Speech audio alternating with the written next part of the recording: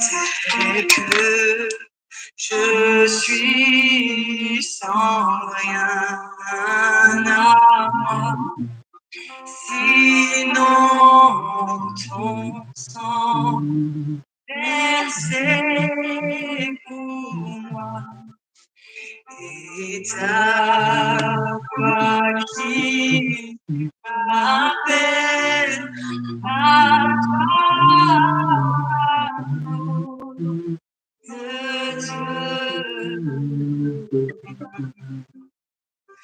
Dieu.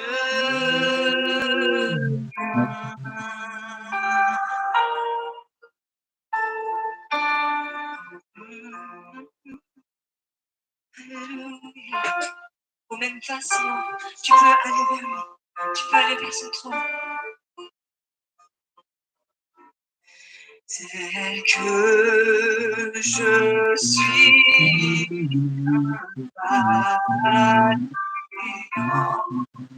en proie à chaque instant, plutôt dehors qu'un dos dans l'agneau de Dieu.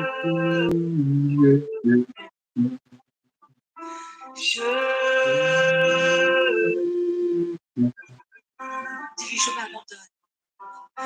Je m'abandonne.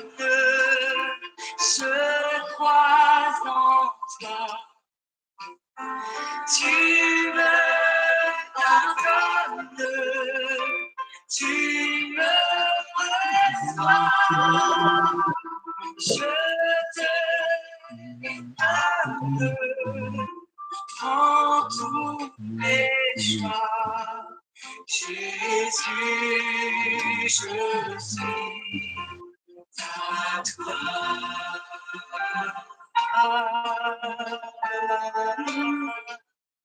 Je suis à toi.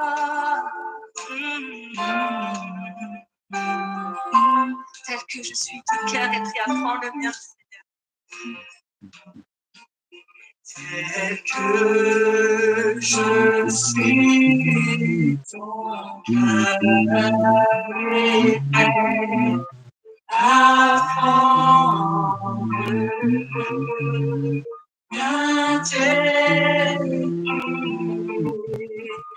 pour tout changer, sauveur,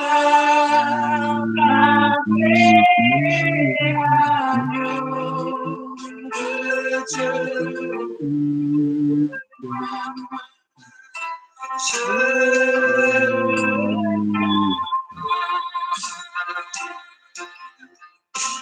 Je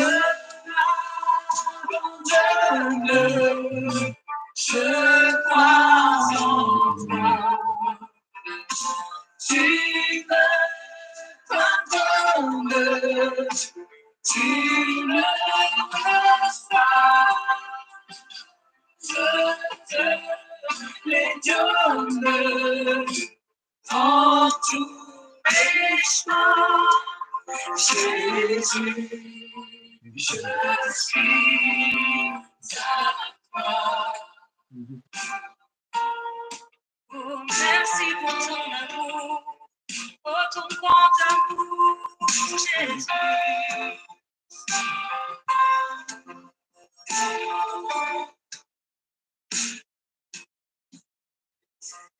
Que je suis ton amour,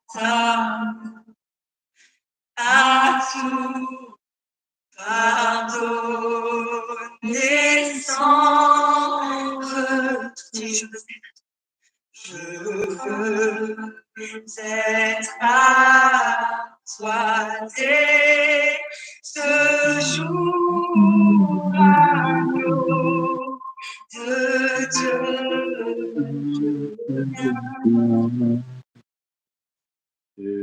Je veux être à toi dès ce jour, agneau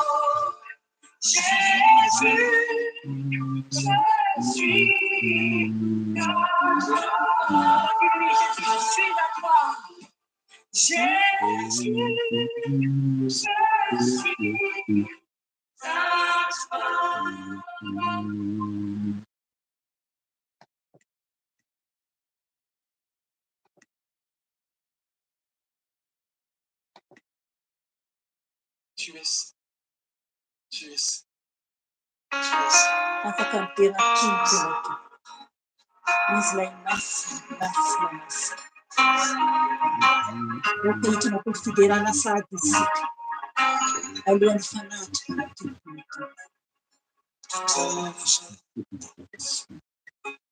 Dans les procès, dans l'ensemble atlantique,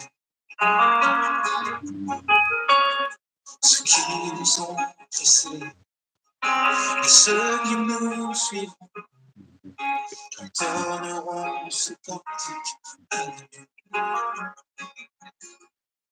Et ton nom est le plus grand, et ton nom est tout puissant, et ton nom est au-dessus de tout. Puissance, autorité, royaume et dignité, et ton nom est au-dessus de tout. Et les anges acclament. Tu es l'univers proclame. Tu es saint, tu es glorifié. Tu es très saint, jamais tu es.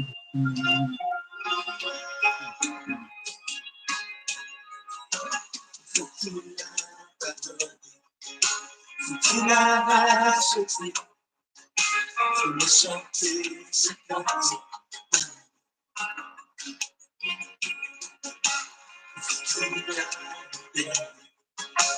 Tu portais son nom, tu l'as chanté, c'est parti.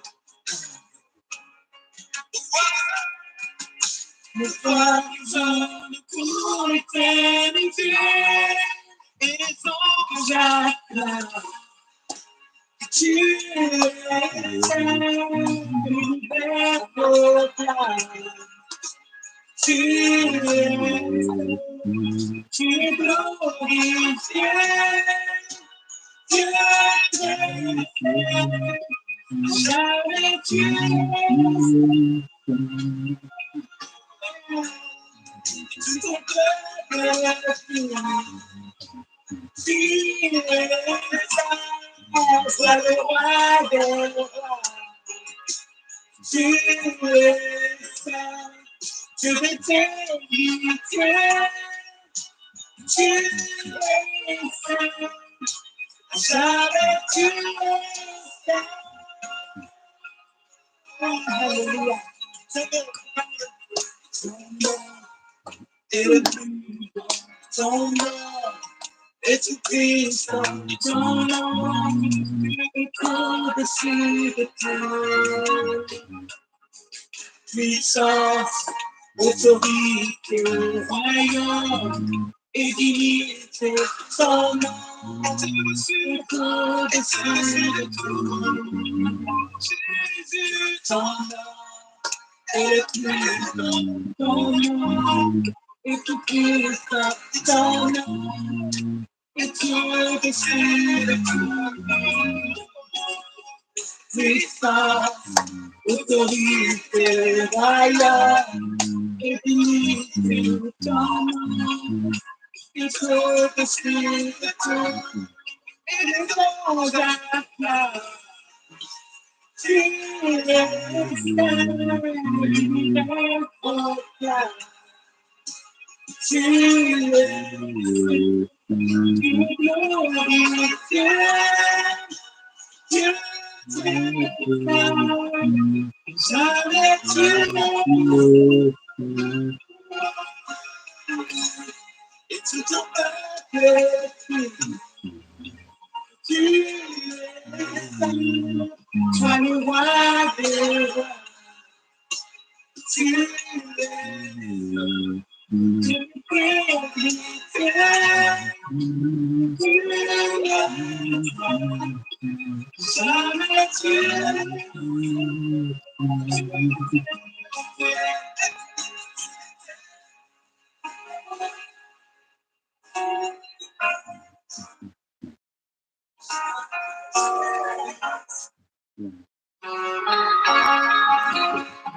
Dieu d'éternité, tu es saint, jamais tu es saint.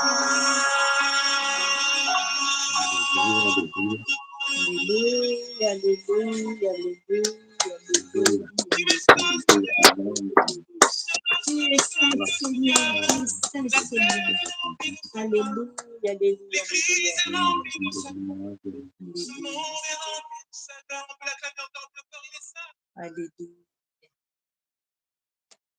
Alléluia, alléluia.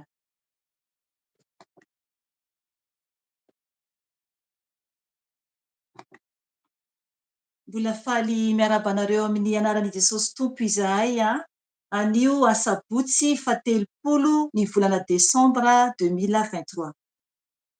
Ry hava malalo amin'ny tompo faly izahay menada miaraka aminareo eto amin'izao farany taona, ny farany asabotsy ny taona 2023 izao. Zava-dehibe tokoa izany satria mbola nomeny tombotombonandro itsika na tratra ity asabotsy farany indrindra ity. Ry havana, nareny hira tsika teo fa ny tompo Andriamanitra dia masina ary tena masina, masina, masina izy. Asa ahoana ny fahatsapanao, ny fahamasinan'Andriamanitra. Ary ny anjely eny an-danitra dia mitehaka eo anatrehany. Isika koa tokony hitehaka hiderazy foana andro aman'alina. Ry havana, oka isika hiaina araka ny fanahy satria arakaraka ny taona mandroso dia mahay mandroso ho amin'ny fiafaran'ny fiainantsika koa isika tsiraray avy. Izany hoe ho hisy ny ho faty ary ho hisy ny hatratra ny fiavian'i Jesosy. Eny, fa na mifaly ara ny olona hoe farantaona, farantaona. Ahoana ny ao am-ponao rehefa farany taona toy izao? Tokony tsy ho hisy mihitsy ny fiheverana hoe fety be, fa tokony fandinihan-tena. Ry havana, hivavaka isika, hibebaka isika, ary ao aorianan'izay isika dia are ny tenin'Andriamanitra izay hoentin'ny mpanompony izay hitanareo eto amin'ny video. Alohan'izany anefany, alohan'ny andrasantsika ny tenin'Andriamanitra izay hoentintsika mandritry ny taona izany satria afaka 2 andro dia efa hanomboka ny taona vaovao. Ry havana, tsy maintsy aloha isika vita fihavanana amin'Andriamanitra vao afaka handray sakafom-panahy vaovao ao anatintsika. Efa nihira isika teo. Tokony anatin'Andriamanitra isika amin'ny mahantsika toy izao. Dia tokony hangataka amin'ny famindram-po ny amin'ny fahotantsika, mba tena adio isika eo anatrehana. Dia afaka isika hihira foana hoe masina izy satria masina koa isika tahaka azy, satria izany no baikon'Andriamanitra amintsika. Ho raisintsika ny tenin'Andriamanitra, hoentintsika ny fibebahana, andiniantsika tena. Ny teny nomeny fanahy masina anio dia ao am-bokin'i Joba. Joba toko fa 12. Joba toko fa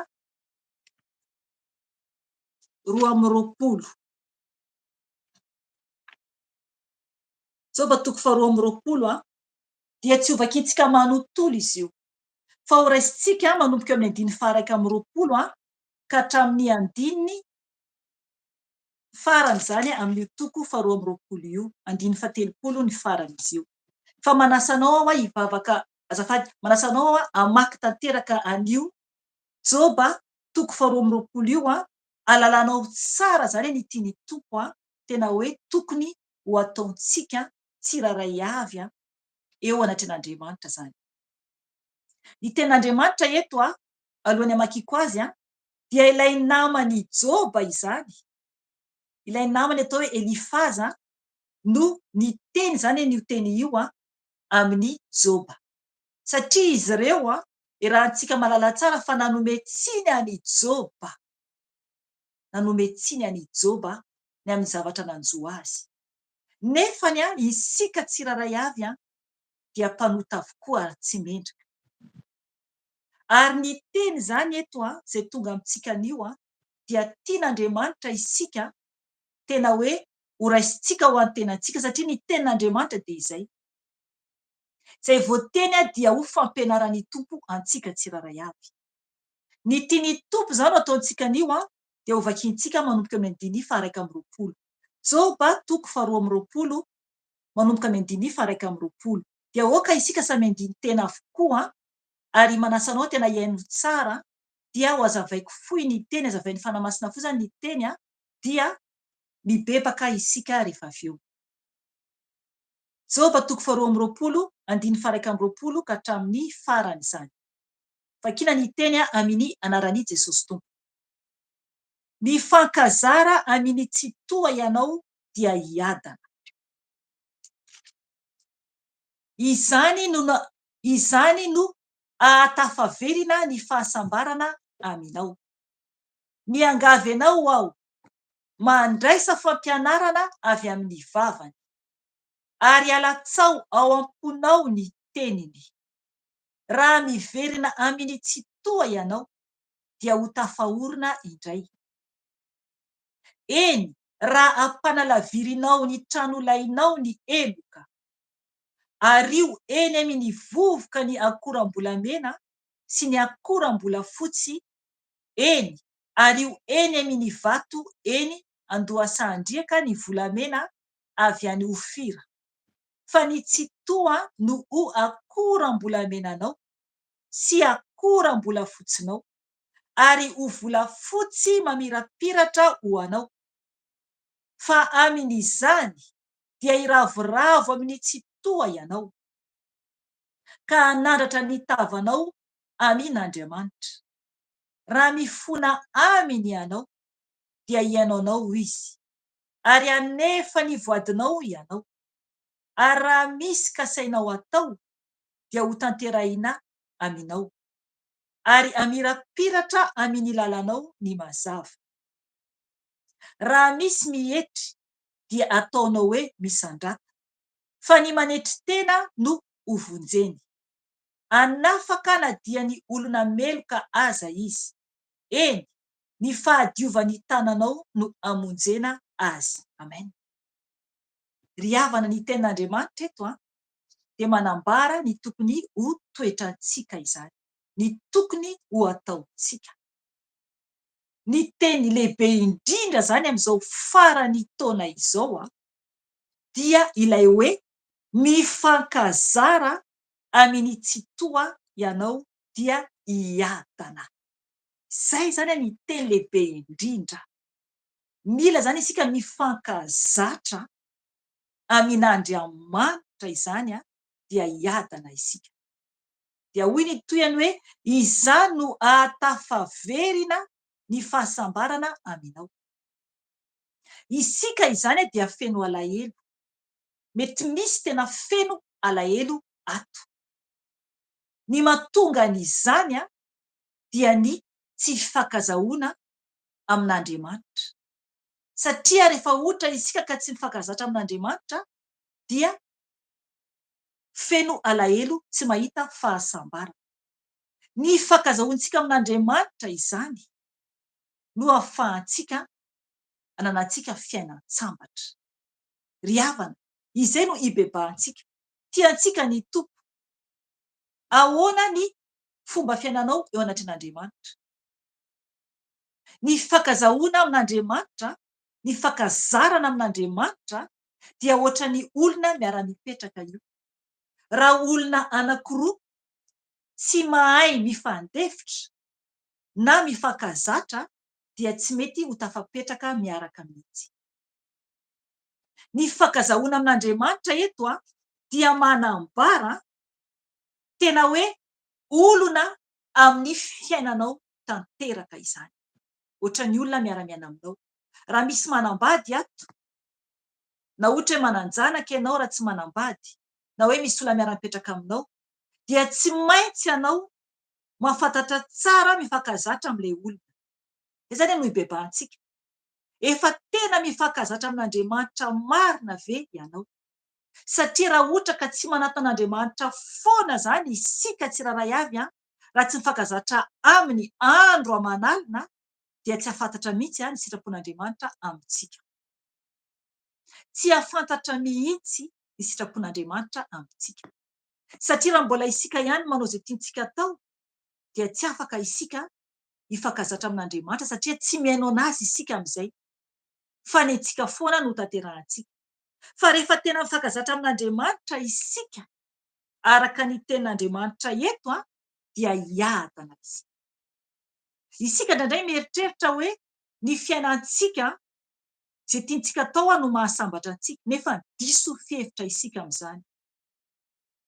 Fa ny fifankazarantsika amin'Andriamanitra, ny famelantsika azy hiasa amin'ny fiainantsika no hahatanteraka ny fahasambarana eo amin'ny fiainantsika. Amen. Araka ny teny eto dia miteny hoe iza no ahatafaverina ny fahasambarana aminao. Izany hoe efa nisy fahasambarana izany teo aloha tamintsika satria avy any an-danitra isika.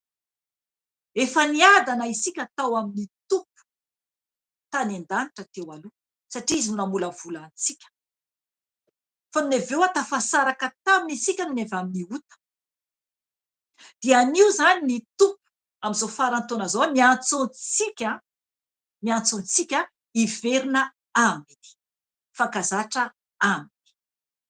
Mbola ho avy ny fotoana anambarana ny tenin'ny tompo izay nomeny ho an'ny taona vaovao. Efa misy, fa mbola miandry ihany aho satria mbola misy ihany ny omeny rehefa tena migadona ny rahampitso izany, alohan'ny hidirana amin'ny taona vaovao rafakapitso.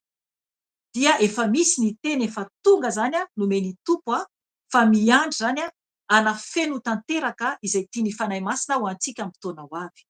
Ry havana, eto izany ny tenin'ny tompo dia mila izany isika sahady dia hoe hifankazatra amin'ny tompo izany.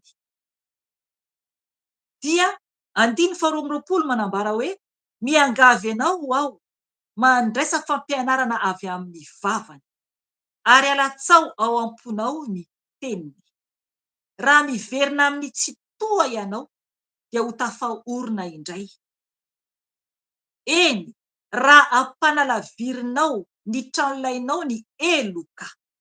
Eo izany ny teny dia manambara hoe miangavy ianao aho, mandraisa fampianarana avy amin'ny vavany. Tena tenin'Andriamanitra, fampianaran'Andriamanitra mihitsy izany ilaintsika avy amin'Andriamanitra. Mila an'Andriamanitra izany isika mandray fampianarana avy aminy ary mila alatsaka ao am-pontsika izany ny tenin'Andriamanitra. Izay ilay fankazarana aminy izay. Izay isika izany vao afaka hanomboka hifankazatra amin'ny tsy toa. Raha miverina amin'ny tsy toa ianao dia ho tafahorona indray. Eny, raha ampanalavirinao ny tranolainao ny eloka. amen. Anio isika dia hibebaka, angataka amin'ny tompo isika amelany antsika. Oka ianao anao ohatranay, alaviro amin'ny tranonao, alaviro amin'ny tenanao ny eloka. Tena misy sara tanteraka aminy mihitsy satria tsy afaka isika fankazatra amin'ny tsy to raha ohatra mbola misy eloka ao anatintsika. Mila zany isika tena hoe mampanalavitra ny tranolaintsika mihitsy ny eloka zany. Alaviro mihitsy tranolaintsika voalaza koa any amin'ny tenin'ny Paoly apôstôly mampatsiahy ny fanahy masina eto dia le tenantsika zany, le tranolaintsika ho rava ty tenantsika ity rehefa ohatra ka ho faty isika, verina ho vovoka. Fa le any an-danitra zany le fanahintsika zany hody any an-danitra zany zava-dehibe amintsika. Zay zany no ibebahantsika rehefa avy eo. Ampanalaviro ny tenantsika mihitsy ny ota zany, ny eloka. Ary io eny amin'ny vovoka ny akoram-bolamena sy ny akoram-bolafotsy. Eny, ary io eny amin'ny vato eny Andohasandrika ny volamena avy any Ofira. Fa ny tsy toa no ho akoram-bolamenanao sy akoram-bolafotsinao, ary volafotsy mamirapiratra ho anao. Eto zany dia manambara ny amin'ny zavatra tsara indrindra eto ambonin'ny tany tiany zanak'olombelona. Dia ny volamena sy ny volafotsy zany. Zavatra sarobidy tena tian'olona mihitsy io zavatra io. Ary io eny amin'ny vovoka, zany hoe miala amin'ny ratsy zany, miala amin'izao zavatry ny tany mampamirapiratra hoe tsara ty satria tsy ahasoantsika izany. Mila zany isika zany amin'ny taona vaovao, zavatra vaovao sahady zany eto dia hoe mila zany isika hiditra tsy moramora amin'ny fahamasinana tanteraka, hiala bebe kokoa hatrany amin'ny zavatry ny tany rehaka izao fiainana izao. Any safidy ny tsiraray io fa ny fanahy masina zany no miteny eto fa safidy ho anao raha anaraka ianao. Ario izy ny tenin'Andriamanitra eto, ario eny amin'ny vovoka. Tena hoe mila sarahana mihitsy zany ireny zavatry ny tany ireny. 5:20 fa ny tsy toa no ho akoram-bolamenanao sy akoram-bolafotsinao. Aleloia, aleloia. Tsara be zany. Tena mara zany. Tena hoe ny fahatsarany tompo tena rehefa iainanao miaraka aminy dia tena hoe mihoatra lavitra no tena volamena ary mihoatra lavitra ary mamy ao am-bava toy ny tantely, mihoatra noho ny tantely ny tenin'Andriamanitra. Mamelombelona ny aina sy ny fanahy. Zay tsika vao afaka hifankazatra amin'ny tsy to. Hibebaka isika rehefa avy eo. 9:20 fa amin'izany dia hiravoravo amin'ny tsy toa ianao, ka hanandratra ny tavanao amin'Andriamanitra. Amen. Raha mifona aminy ianao dia ianaonao izy, ary anefa ny voadinao ianao. Amen. Amin'izay zany isika vao afaka zany isika hifaly eo anatrehan'ny tompo. Zay le fifaliana ao amin'ny tompo izay. Rehefa afaka ireo zavatra ireo, ireo fitiavana zavatry ny tany ireo, dia zay tsika vao afaka hiravoravo amin'ny tsy to, ka hanandratra ny tavantsika amin'Andriamanitra. Zay tsika vao asahy hijery azy, satria mahatsapa fa madio isika. Fa raha manota isika dia menatra anatina an'Andriamanitra. Ary ampino hoe raha mifona aminy ianao, zay le hibebaka isika rehefa avy eo, dia ianaonao izy ary anefa ny voadinao ianao. Amen. Mila zany isika mibebaka aloha, mibebaka mihitsy vao afaka hifankazatra amin'ny tsy to. Dia mila koa zany misaraka amin'ny zavatry ny tany zay tiantsika rehetra teo aloha. Tsy mahasoantsika ireo tompo, tsy mahasoantsika ireo. 9:20 ary raha misy ka sainao atao dia ho tanteraina aminao, ary hamirapiratra amin'ny lalanao ny mazava. Amen. Janoko aloha. Eo zany dia manambara fa ny tompo mihitsy no anatanteraka izay kasaintsika araka ny sitrapony io, araka ny sitrapony satria efa madio zany isika eo. Efa niala tamin'izao tontolo izao ary efa nibebaka ihany koa. Dia eo zany ny tompo anatanteraka izay kasaintsika. Amena. Ary amirapiratra amin'ny lalanao ny mazava. Ny mazava dia ny tompo Jesosy. Izy amirapiratra amin'izay eo amin'ny lalantsika. Io lay fanahy masina koa io. Lay fahazavana lehibe amirapiratra amin'izay lalantsika ho any an-danitra. Izay tena fahasambarana tsisy afa-tsy izay. Raha mbola olombelona nofo sy ray ihany. Na manan-karena ohatrinona ianao, milion vola gasy, na ohatrinona amin'ny vola euro, na amin'ny dolara, na tsy haiko ny vola misy amin'ny toerana misy ianao, satria maro nareo ato amin'ny toerana hafa isan-karazany. Fa na manan-karena ohatrinona isika zanak'olombelona dia tsy ahasambatra antsika izany. Tsy ampifalifaly ny fontsika izany. Fa ny amirapirana, fa ny amirapirana ny amin'ny lalantsika dia ny tompo rery ihany. Izy rery ihany no amirapiratra amin'ny lalana alehantsika, dia ny fahazavan'i Jesosy. 9:30 farany. Raha misy mihetry dia ataonao hoe misandrata, fa ny manetry tena no hovonjena. Anafaka na dia ny olona meloka aza izy. Eny, ny fahadiovan'ny tananao no amonjena azy. Amen. Eto zany dia manambara ny teny tompo hoe amin'izay isika rehefa manaraka ny tompo mazava tsara zany rehefa madio dia eo zany ny tompo dia ampiasantsika. Ampiasantsika satria hoy ny teny hoe satria hoy ny teny hoe raha misy mihetry dia ataonao hoe misandrata. Isika izany no hiteny amin'ny olona satria ny fanahy masina ao anatintsika.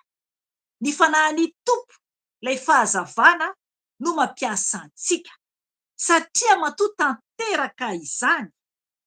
Matoa tanteraka izany dia fa ny manetry tena no hovonjena.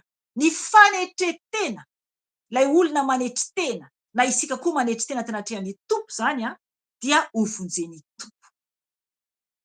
Ny fanetretena hialana amin'ireo ratsy rehetra ireo no anomezan'ny tompo antsika alalana anao ny asany satria olony isika.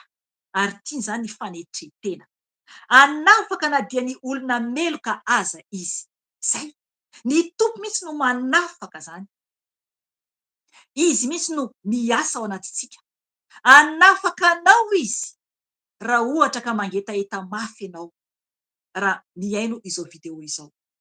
Anafaka anao izy raha tena anatona azy ianao, raha tena mikasa ianao hifankazatra amin'Andriamanitra, dia hiadana ianao, dia anafaka anao izy, anafaka antsika izy. Eny, ny fahadiovan'ny tananao no amonjena azy. Amen. Rehefa madio isika rehefa afaka, dia izay fahadiovantsika izay satria ny tanantsika dia tsy maloto intsony amin'ny raha, tsy maloto intsony amin'ny loto, fa madio eo anatrehan'ny tompo dia noho izany ny tompo anafaka ny olona izay apetraky ny tompo hoentintsika eo anatrehany. Na amin'ny vavaka izany, na olona marary izany, na afahana amin'ny devoly izany, dia ny tompo no miditra an-tsehatra manafaka an'ilay olona. Voninahitra ho an'i Jesosy. Voninahitra ho an'i Jesosy. Ry havana, hivavaka isika hibebaka eo anatrehan'ny tompo. Hoeto eo amin'ny tompo ny mombanao manontolo. Ny fiainanao, ny toetranao rehetra dia eto eo anatrehan'Andriamanitra. Mba tena hifankazatra amin'ny tsy toa isika ary tena hatsiaro fiadanana, hatsiaro fahasambarana. Oka isika andohalika eo anatrehan'i Jesosy, eo anatrehantsika fiandrianany. Hoeto eo amin'ny tompo ny mombanao manontolo. Andohalika isika tompo. Hibebaka eo anatrehan'i Jesosy.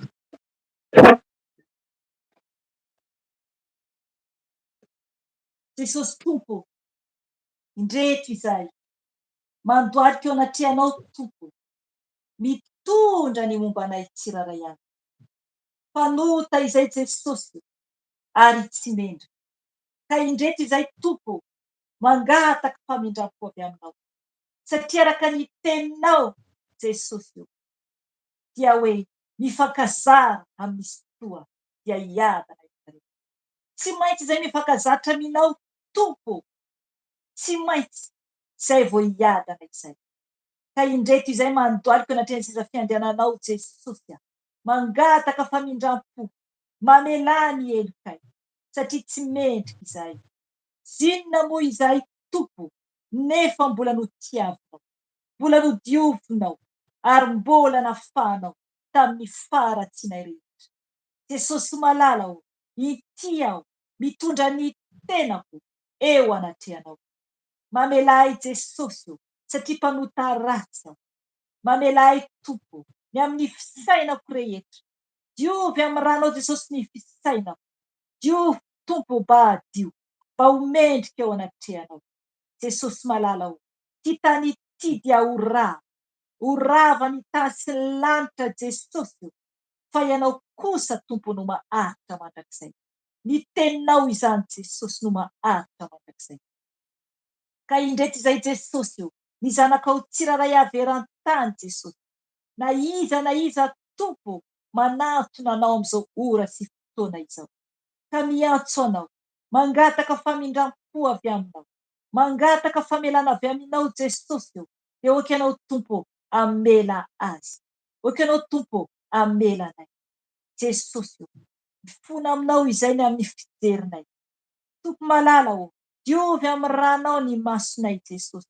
Mba adio, mba ho mendrika eo anatrehanao izay.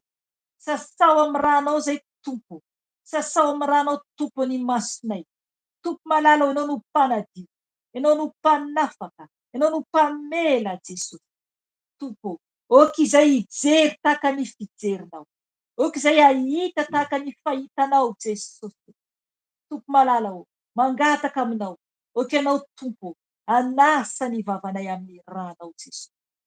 Mamelà Tompony amin'ny fiteninay rehetra tsy mendrika eo anatrehanao.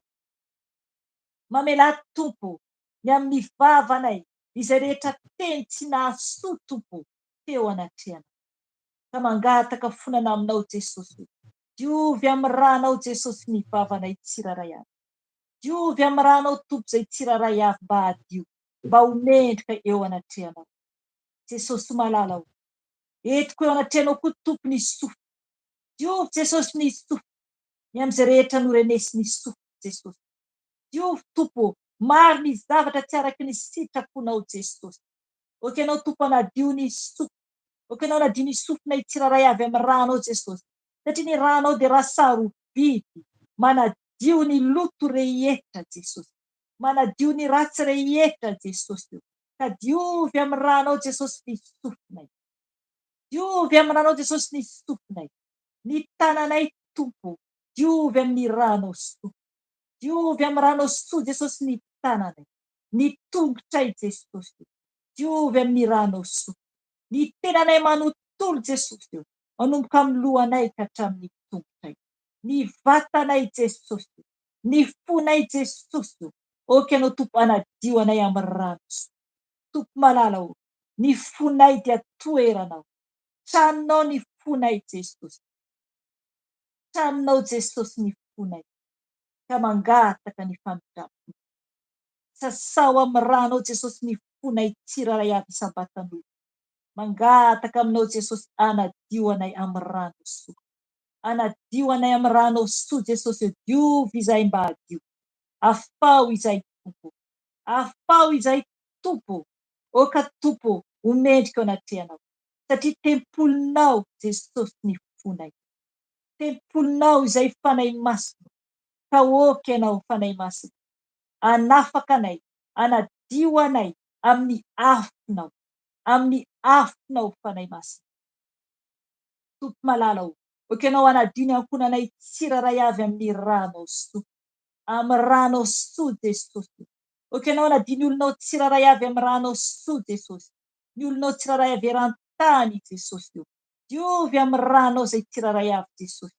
Afao zay tompo mba ho mendrika eo anaty anao, satria anao no Andriamanitra ay, mendrika handray ny voninay tsaray. Ka mangataka ny fanadiovanao, mangataka ny fanasana. Tompo malala ô, tsisy toanao, tsisy toanao Jesosy, ka diovy izay, afao izay Jesosy, mba ho mendrika eo anaty anao. Tompo malala ô, diovy amin'ny ranao ny tany, diovy amin'ny ranao ny zanakao eran-tany fanahy masina. Mangataka aminao zay fanahy masinao, oky anao no ameno anay am'izao ora sy fotoana izao. Oky anao ameno anay am'izao ora sy fotoana izao. Mangataka aminao izay. Ianao le fanahy ny iray. Ianao le fanahy ny iray. Ianao le lehibe indrindra fanahy masina. Ka mangataka ny fanafenona avy aminao. Mila anao izay. Mila ny fanatrehanao izay. Mangataka aminao fanahy masina. Oky anao ny teny amin'ny alalan'ny mpanomponao. Ny amin'ny teny rehetra zay tianao ambara aminay. Ny amin'ny teny rehetra zay tianao ambara aminay. Mangataka ny fanafenona avy aminao fanahy masina. Fenoy anao izay. Fenoy anao izay. Oka ny afinao andozy rehetra tsy anao anatinay. Oka ny afinao no andravarava zay rehetra tsy anao ao anatinay. Fanahy masina, ianao dia eran'izao tontolo izao misy anao. Eny ianao le fanahy fiton'Andriamanitra. Ianao le fanahy fiton'Andriamanitra. Ianao no antsonay. Ianao no antsonay fanahy masina. Fa oky ianao no iteny, oky ianao no hiasa am'izao ora sy fotoana izao. Mila ny fanatrehanao zay fanahy masina. Mila ny fanafenona avy aminao zay fanahy masina.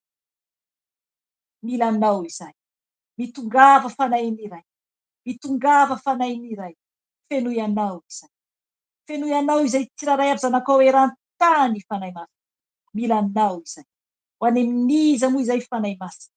Ho any amin'iza moa izay ratsoany aminao fanahy masina. Oky ianao ameno anay. Oky ianao ameno anay. Oky ianao ameno anay fanahy masina. Am'izao farany fotoana izao. Fenoy anao izay. Fenoy anao izay. Oky ianao hiary ny olonao tsiraray avy eran-tany. Misandrata foana amin'ny fiainanay. Misandrata foana amin'ny fiainanay tompo, satria ianao no tompony tenanay. Izay dia zava-poana mandalo sy mielina ihany. Mielina ihany izay tompo. Ka mangataka aminao izay ny fiarovanao, ny fiarovana. Ka mangataka aminao zay Jesosy, ianao le lehibe indrindra, ianao le masina indrindra. Ka am'izao ora sy fotoana izao tompo, dia hitsangana izay, androka ny asa maty Satana rehetra, tsy anakely, tsy anapahefana ato tokantranonay, tsy amin'ny asanao Jesosy. Ka ny anaranao Jesosy tompo no hitsangananay, tsy androdinay. Ny asa maty Satana rehetra dia tsy ambininy izany. Fa ny anaty Jesosy vanazana dia tsy androany asa maty Satana rehetra dia didina ny anaty Jesosy. Miala ny asa maty Satana miala. Tsy manakely fanafana tsy manakely fanapafana fa eto nareo Satana. Tena amin'raha Jesosy nareo, tena amin'raha Jesosy miala nareo amin'ny tokantranonay. Miala ny asa maty Satana rehetra, potehana amin'raha Jesosy Vanazarety nareo. Miala misy anafidafida, tsy manakely fa potehana amin'raha Jesosy. Eto nareo Satana venany adavaky ny ely nareo. Miala ny devolon-dragona, potehana amin'raha Jesosy, potehana amin'raha Jesosy, potehana amin'raha Jesosy. Miala nareo ny amin'ny herin'ny rivotra rehetra dia tsy manakely amin'ny nareo fa potehana amin'raha Jesosy, raha Jesosy, raha Jesosy mandravarava ny fahavalo rehetra, didina amin'raha Jesosy Vanazarety nareo. Didina amin'raha Jesosy Vanazarety nareo. Miala nareo, miala nareo devolom-beny izay potehana amin'raha Jesosy. Miala tsy manakely fanapahefana nareo, tsy manakely fanapahefana amin'ny akora potehana amin'raha Jesosy, potehana amin'raha Jesosy, potehana amin'raha Jesosy.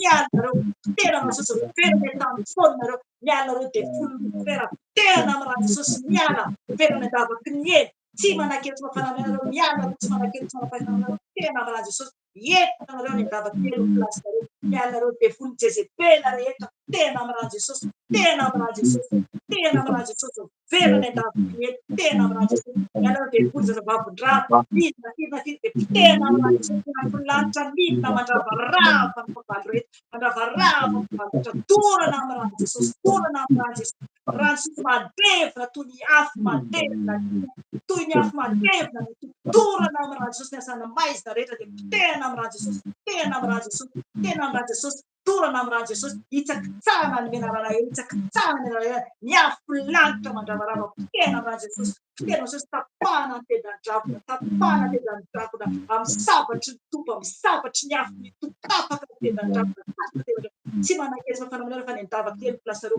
tapahana ny rabon-drakona, tapahana ny rabon-drakona, na tsy de Nazareta, mainareo, ferony andavakely any plasy isanareo, tsy manakeza fananareo, mialareo de volony mpamosavy zay manakaraka nesan'Andriamanitra de potehana amin'irany Jesosy, potehana amin'irany Jesosy, potehana amin'irany Jesosy de volo fankarana tsy manakeza fananareo, tsy manakeza fananareo, potehana amin'irany Jesosy, mianareo de volo sy fankatiavana, potehana amin'irany Jesosy, potehana amin'irany Jesosy de volo mpampiady rehetra, potehana amin'irany Jesosy, de volo mpanimba tokantrano, potehana amin'irany Jesosy, ka Nazareta rano Jesosy mandravarava, de volo fialonana, potehana amin'irany Jesosy, potehana amin'irany Jesosy, verana andavaky ny eninareo, tsy manakely tsy manapampanamay de volo mpanimba nesan'Andriamanitra, potehana amin'irany Jesosy, potehana amin'irany Jesosy, tsy manakely tsy manapanamanareo, mandavaky ny elony plasinareo, potehana amin'irany Jesosy, afatotra amin'irany Jesosy, afatotra amin'irany Jesosy, afatotra amin'irany Jesosy, adavaky ny elony plasinareo, etaka anareo Satana, ny tany foanareo, etaka anareo, tsy manakely tsy manapampanamaynareo, iza na firina voatona de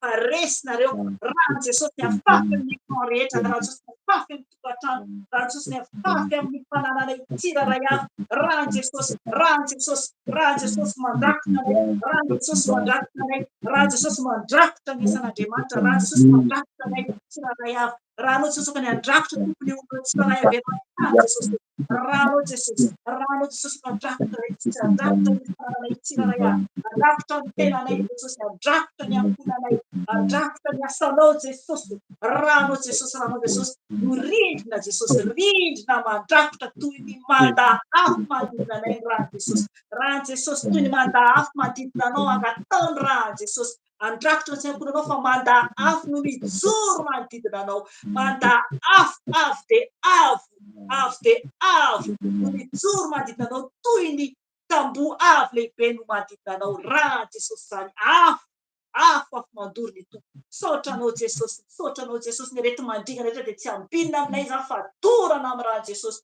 dorana amin'irany Jesosy, ny aretina rehetra zay amin'ny tenanay de dorana amin'irany Jesosy, amin'ny ankonako dorana amin'irany Jesosy, tsy ambinina izany, averina andavaky ny ely izany, potehana amin'irany Jesosy, potehana amin'irany Jesosy, sotranao Jesosy, okanao ny aro anay mandrakariva eo ambany tanamaerinao, misotra tompo, voninahitra ho anao rery any Jesosy, hatrany taloha indrindra sotra fanay masina, sotra tompo. Alléluia, alléluia, alléluia, alléluia, alléluia. Sotra ny tompontsika, sotra ny tompo lehibetsika, ny amin'ny fitiavany, ny amin'ny tapany voalohany vita, ny amin'ny fandroana devoly mino aho fa nandroaka devoly koa ianao tompo, satria tena ilaina ny mandroaka devoly, n'aiza n'aiza misy ianao de tokony handroaka devoly ianao, tokony tsy hatahotra mihitsy, satria ny fahavalo raha matahotra ianao de mbola misy devoly zany ao anatinao, satria efa resy izy, fa mila isika mandroaka, roay ny devoly de handositra anareo izy, satria raha vao tsy mandroaka dia mitondra namana izy, de manomboka mikorotana ny fiainanao, manomboka tsy handroso mihitsy ny fiainanao raha ohatra ka tsy mandroaka devoly ianao. Ry havana zay ny amin'ny tapany voalohany fa omeko ny mpamnompon'Andriamanitra ny toyany. Saotra Jesosy tsika, alleluia, amen. Amen, alleluia. Alleluia. Dia misaotra ny mama Felicia tika tamin'ny tapany voalohany zay nentina teo zany dia efa betsaka ny tenin'Andriamanitra teo fanazavana ary isaorana ny tompo. Dia fanazavana foana moa zany tiana pitaina fa samy mianadahy dia tsy mifampiresaka ny amin'ny tenin'Andriamanitra ifampibebana na itoriana fa ny tompo fanahy-masina no miasa. Ka raha mihery zany tsika avy eo dia toatra hoe mitovy ihany ny zavatra ambara fa ny tompo no mampafantatra ny teniny zany indrindra moa zany araka ny teny teo hoe amin'izao faran'ny taona izao dia miteny amintsika ny tompo hiomanantsika ny amin'ny taona vaovao ka dia misaotra ny tompontsika ny teny rehetra izay fanomena ny fampibebahana ary indrindra ny fahasahiana ny mena antsika zany rehefa tena mibebaka sy ny fonontsika dia masaha ny joro nandroaka ny asan'ny maizina ny asan'ny devoly zay ny fanahy ratsy hozy izy eny amin'ny rivotra. Mety ho vakiana eo zany teny zany avy eo fa ninkaniany sitrapon'ny tompo no angatahantsika.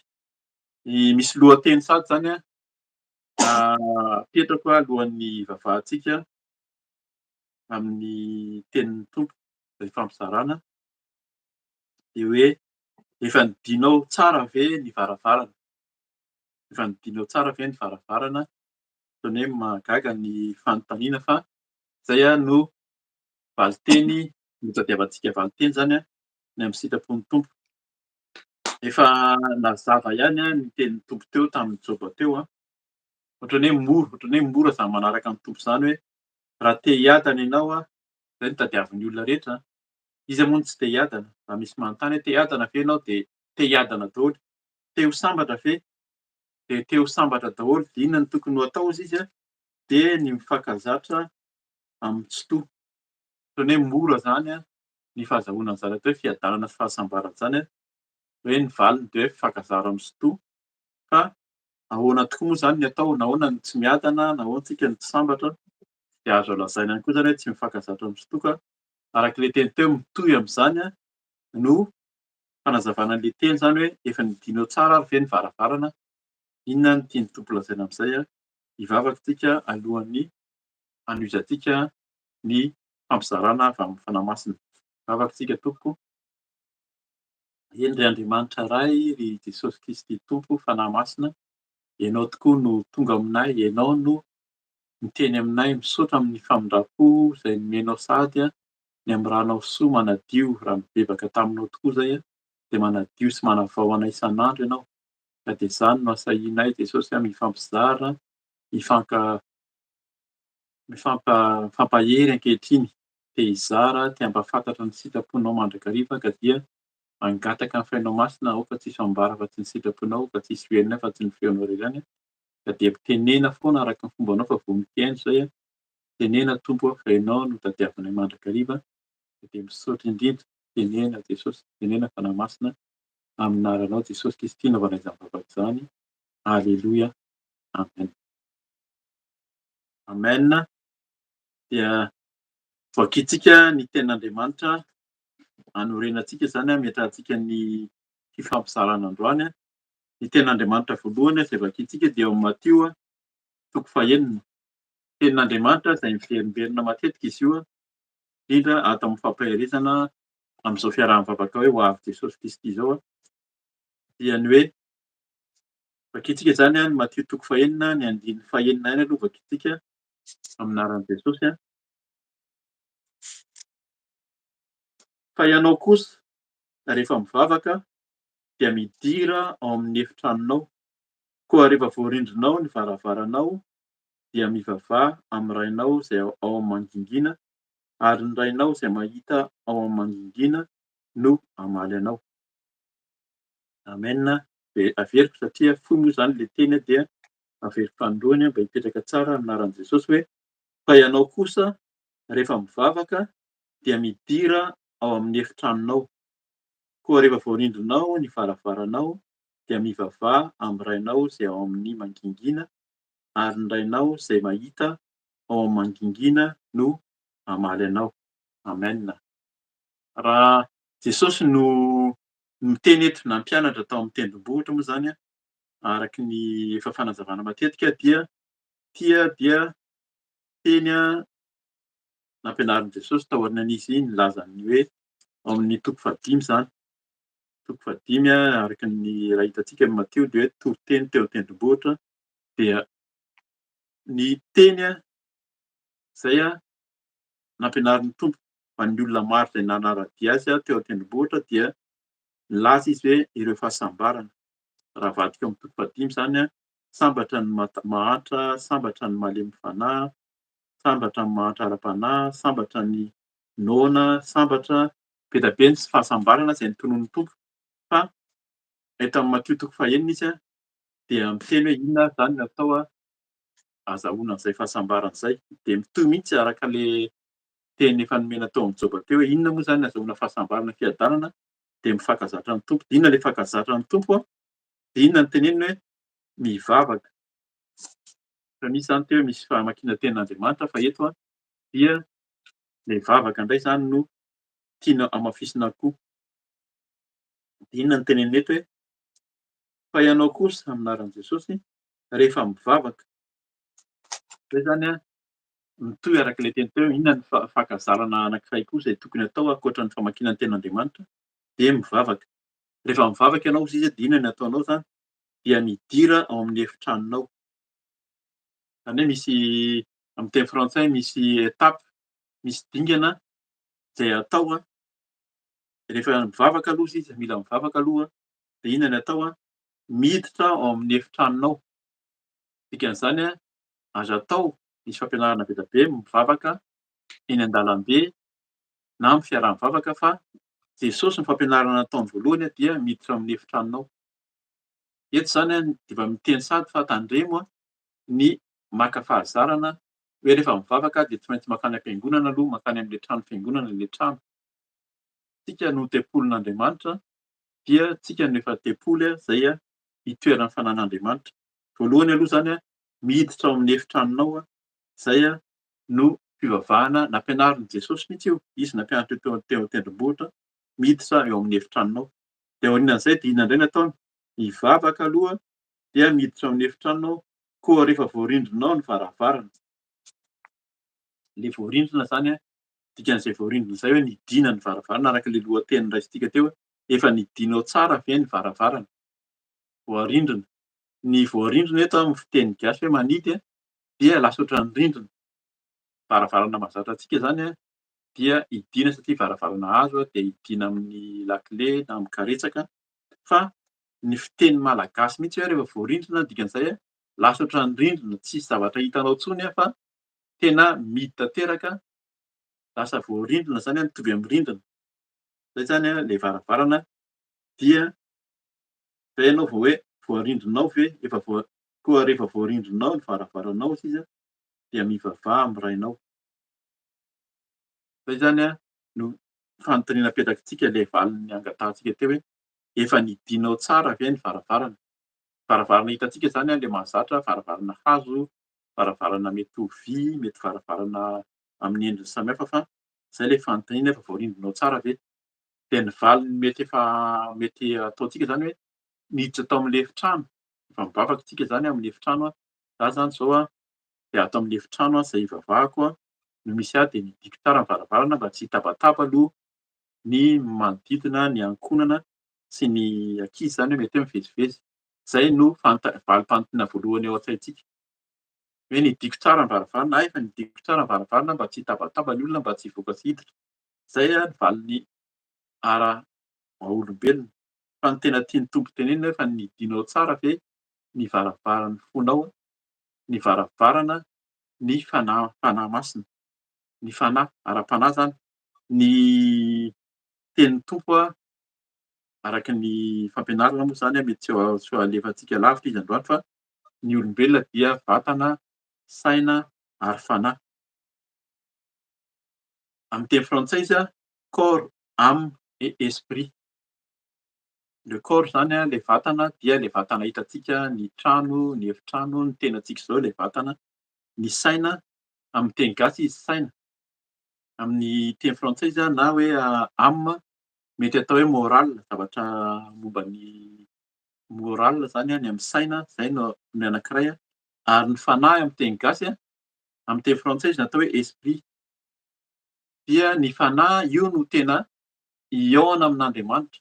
Tsika zany rehefa tonga ny fanahin'Andriamanitra manova antsika. Raha nisy nibebaka tsika teo arak'le fampianarana teo hibebaka dia le fibebahana ara-panahy. Rehefa mifono tsika mibebaka amin'ny Tompo dia ilay vatantsika zany tsy miova. Tsy tampotampoka teo tsika de lasa hoe lasa lehibe sa menina kely, niovana amin'ny fitafiana fa ny vatana tsy miova, ny saintsika de le saina teo ihany raha nianatra ianao de le fahalalana nianaranao iny ihany no azonao amin'ny fomba rehetrarehetra zany. Fa ny fanahy no miova. Ny fanahy zany ny esprit amin'ny teny frantsay, io no miova, io lay ovan'Andriamanitra zany rehefa hoe mibebaka sy te handeha amin'ny fiainam-baovao tsika. Zay le fankazatra mitsotoa, fankazatra ara-panahy. Mamaky ny tenin'Andriamanitra dia mazoto mamaky ny tenin'Andriamanitra, mazoto mivavaka, resaka ara-panahy io. Ary raha tonga ny fanafahana, fibebahana le fanafana teo hoe lasa rehefa tafaray amin'Andriamanitra isan'andro tsika dia miala ny tahotra. Nafahany ianao zany raha ny zanaka no afaka anareo dia ho afaka tokoa ianao amin'ny jaona no miteny an'izany. Dia tena rehefa nafahany ianao dia lasa misy fahasahiana. Io zany tsy misy intsony hoe nianatra be ve ianao, lasa arak'ilay teny teo nisy voateny teo be dia be ny tenin'Andriamanitra hoe tsy le volamena, tsy le volafotsy intsony no mamaky anao, lasa hoe mpanankarena ve ianao, manam-bola ve ianao, tsara ve ny fitafianao, tsara ve ny tranonao. Tsy izay intsony ny fanontaniana fa madio ve ianao anatrehan'ny Tompo ny fanahinao. Dia eo zany tsika no mahasahy amin'izay hoe rehefa tafahoana amin'ny Tompo dia mandroaka ny asan'ny maizina, mahasahy mandroaka ny asan'ny maizina zany. Zay zany jerenantsika ny tenin'Andriamanitra amin'ny anaran'i Jesosy hoe koa rehefa voarindrinao ny varavaranao dia mivavaha amin'ny rainao izay ao amin'ny mangingina. Hay zany le ray, le Andriamanitra, izay le hoe fankazatra amin'ny tsitoa. Le tsitoa io le ray any an-danitra io. Io izy dia mahita antsika izay ao amin'ny mangingina. Any an-danitra ary izay no tanjona rehefa manaraka ny Tompo tsy le fiainana ety an-tany ety fa le fiainana any an-danitra any mba hiaona amin'ny Tompo any an-danitra any. Izay mahatonga anazy hoe ho avy izy, ho avy Jesosy hiverina haka ny olony, ho haka ny olona ho aiza izy. Le fanahintsika no raisiny ho any an-danitra. Tsy le vatana izao zany na ny saintsika tsirairay avy fa le fanahintsika no raisin'ny Tompo. Ny vatana koa mety mandeha koa zany, misy fanazavana moa zany any Apokalipsy. Ary rehefa ho avy ny Tompo dia ho tonga etỳ amin'izao tontolo izao hoe haka ny tenantsika tsirairay avy izay olona masina ihany ozy izy no hahita an'Andriamanitra dia izay no ho raisiny. Dia izay ao amin'ny mangingina ozy izy. Toizako hatramin'ny farany tenin'Andriamanitra eto hoe mivavaha amin'ny rainao izay ao amin'ny mangingina. Zany hoe izay mahatonga an'ilay manidy varavarana aloha zany ao amin'ny efitrano misy antsika dia manidy varavarana dia lasa mangina antsika zany ao amin'ny efitra misy antsika. Fa ny fontsika koa mila madio. Izay ilay fibebahan'ny efa niresahana teo. Mila diovina aloha ny fo, sasana mibebaka tsara, inona no nalehako androany, inona no nalehan'ny tongotro, inona no raisin'ny tanako, inona ny zavatra hitan'ny masoko, inona ny zavatra henon'ny sofiko, inona ny zavatra nisainan'ny foko.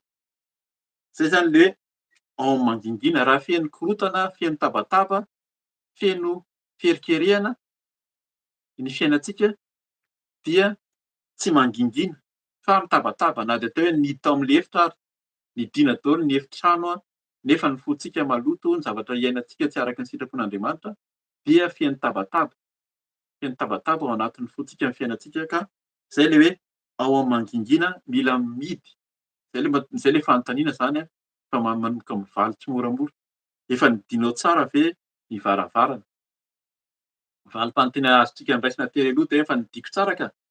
Efa nidiko tsara ny varavarana satria izaho manana lakile avy aty anatiny na nidiko anazy fa ny varavarana voalohany dia ny fontsika. Mila madio zany mila tanteraka eo anatin'ny Tompo dia mangingina tsara. Io ihany koa ny tenin'ny Tompo, izy ozy izy dia mitsangana mandondoro eo am-baravarana. Any amin'ny Apokalipsy koa misy an'izany. Mandondona eo am-baravaran'ny fontsika izy. Zany hoe ny lakile, raha Jesosy zany mandondona, ny dikan'izay tsy hamoha trano aminao izy fa ilay trano dia ianao no tompon'ny lakile. Lakile zany antsika no mamoha an'ilay trano avy eo fa raha voahintsika ny trano dia vonona izy hiditra. Rehefa ny Tompo ilay miditra ao izy dia miditra izy dia mitondra fahazavana. Izay ny isaorana ny Tompo.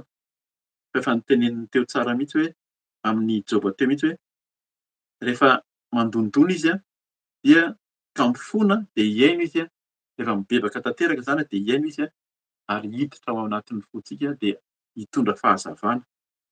Hitondra fahazavana izy any amin'ny Joba 12 fa 7 angambany izay sa 7 ny hoe lasa mamirapiratra ozy izy. Mitondra fahazavana izy rehefa vonona ianao hiala amin'ny fahazarana ratsy amin'ny fomba ratsy. Ho vakiantsika sady aloha ny ao amin'ny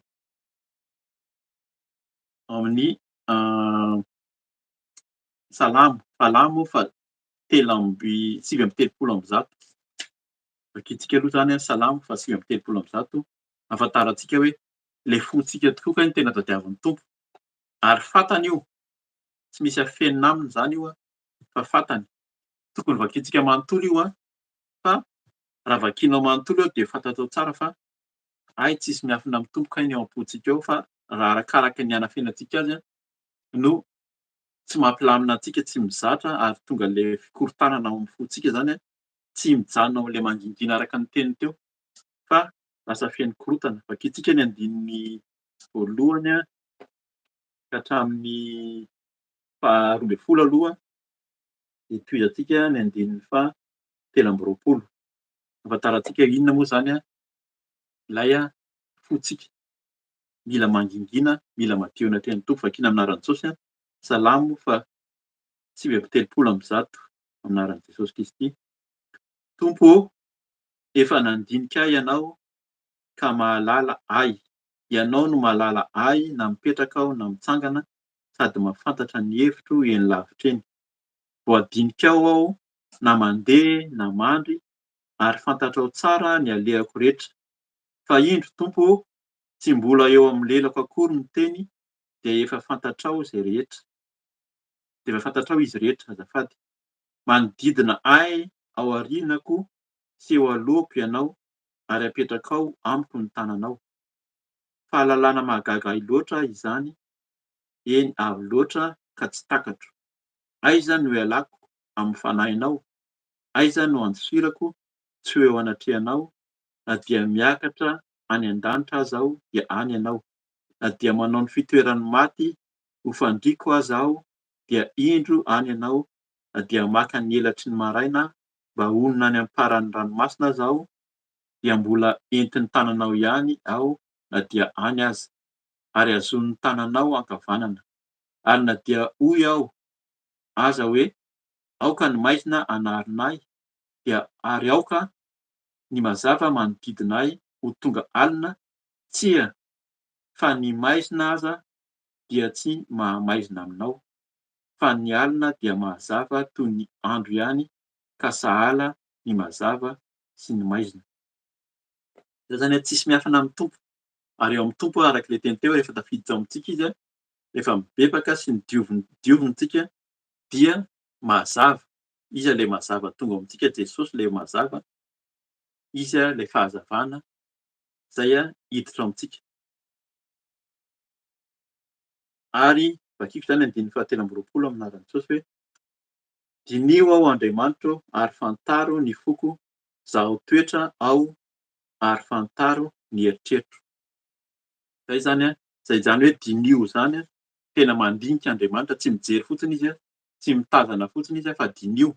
Zany hoe mandinika zany tena hitany ianao zany. Zay nangatantsika amin'izao hoe mamarana ny taontsika, hanomboka ny taona vaovao koa, dia zay angatao amin'ny Tompo. Afaka ataontsika mety azontsika atao alohan'ny fatoriana zany mandritra ny fotoana alohan'ny faran'ny taona. Dinio aho Andriamanitro ary fantaro ny foko, zaho toetra aho ary fantaro ny eritreritro. Andininy fahaefatra amby roapolo vakiako ihany amin'ny anaran'i Jesosy. Zaho na misy lalana mety ahitan-doza ato anatiko, dia tario amin'ny lalana mandrakizay aho. Zay no angatantsika. Mba tsy ho lalana ahitan-doza. Zao faran'ny taona zao dia betsaka mihitsy ny loza, betsaka ny fahafatesana, ny Satana dia faly mihitsy maka ny olona ao anatin'ny fahafatesana. Fa zay angatahana amin'ny Tompo. Ny fiainantsika, ny fombantsika ihany no idiran'ny fahafatesana amintsika. Vakiantsika sady ny ao amin'ny Isaia fahasivy amby dimapolo. Ny andininy faharoa ihany aloha vakiako dia averina kely tsika avy eo amin'ny andininy voalohany angambany raha sitrako ny Tompo. Vakiana amin'ny anaran'i Jesosy. Fa ny helokareo no mampisaraka anareo amin'Andriamanitra reo, ary ny fahotanareo no mampiafina ny tavany aminareo ka tsy miaino izy. Zay efa naverina teo zany tsy ny fampiresaka izay mianadahy, fa matoa tonga le teny tany amin'ny Joba teo hoe mifankazara ny tsy toy ianao dia hiadana. Inona le tsy fankazarana? Ny heloka. Ny helokareo izy mampisaraka anareo amin'Andriamanitra reo. Tsika zany mitady an'Andriamanitra mba te hiadana tsika, mba te ho sambatra, nefa mandeha amin'ny heloka, mandeha amin'ny fahalotoana, mandeha amin'ny fahazaran-dratsy, amin'ny tsy fahamendrena, dia any ka tafasaraka amin'Andriamanitra. Na dia manidy ny trano ihany ary, arak'ilay teny teo hoe nidina ilay trano, nidina ny varavarana, nefa tsika ao anatin'ny fahalotoana, ao anatin'ny faharatsiana, De aika Andriamanitra zay le fanahy, ny vatantsika no mihidy ao anatin'le efitrano fa le fanahin'Andriamanitra tsy ao amintsika, tsy mamangy antsika akory. Satria hozy izy ny helokareo no mampisaraka anareo amin'Andriamanitra reo. Tsika manidy trano vao mainka ary tafasaraka amin'Andriamanitra, tsika zany mieritreritra hoe mangingina fa araky le fanazavana teo aloha le ny vatantsika no eo, ny saintsika no eo fa ny fanahintsika tafasaraka amin'Andriamanitra satria ao anatin'ny fahotona. De amin'anaran'i Jesosy amin'ny tohany kely eo hoe ary ny fahotanareo no mampiafina ny tavany aminareo ka tsy miaino izy. Raha mbola miaino amin'ny fahotana tsika, tsisy afa-tsy zay foana. Zay foana no ambara fa maninona ary zany de tsisy resaka fifaliana mihitsy ve? Tsisy resaka fitahiana mihitsy ve? Fa raha fantatsika araky ny teny teo mifankazatra, tafahoana tsara amin'ny tompo rehefa tena mibebaka sy miala amin'ny fahotantsika, le fiadanana sy fahasambarana io tena tonga mihitsy.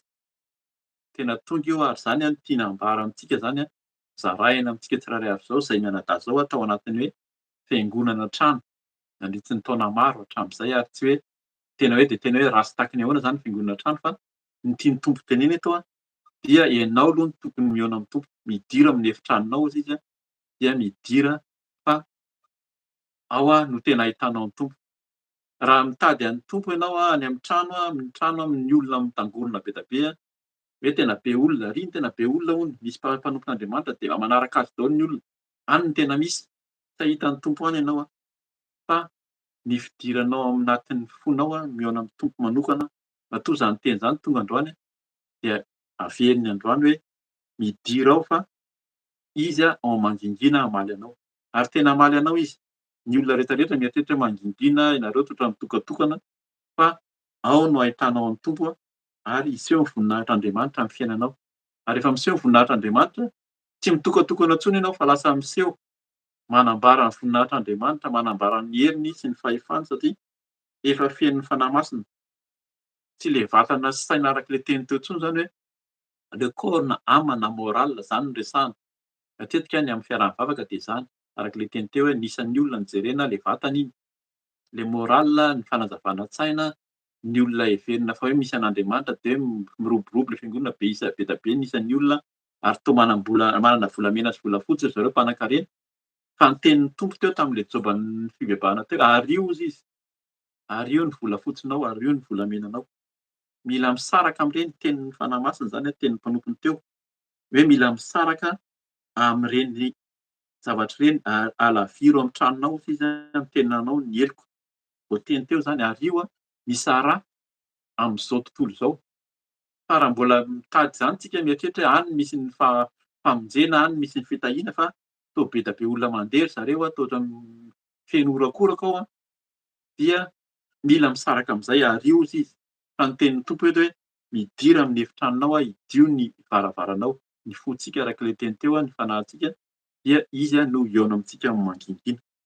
Ary hamaly antsika, hamaly anao hozy izy. Raha amin'izany izy no tsy mamaly anao de gaga ianao, fa andramo hozy izy. Fahizarao fa tsara ny tompo ary mifankazara ny tompo tsika dia hiadana sy hilamina hozy izy. De araky le teny teo zany fa ny helokareo no mampisaraka anareo amin'Andriamanitra reo ary ny fahotanareo no mampiafina ny tavany aminareo ka tsy miaino izy. De zay ho vakiako ny andiny voalohany amin'anaran'i Jesosy hoe indro ny tanan'ny tompo tsy fo fa mahavonjy ary ny sofiny tsy lalo-dalovana fa mahare. Zay le hoe ao mangingina, aika tanany tsy fo fa mahavonjy, zay le amianao fiadanana izy ary ny sofiny tsy lalo-dalovana fa mahare. Tena miaino izy, hamaly anao izy. Fa inona hozy izy no mampisaraka azy ny helokareo sy ny fahotanareo.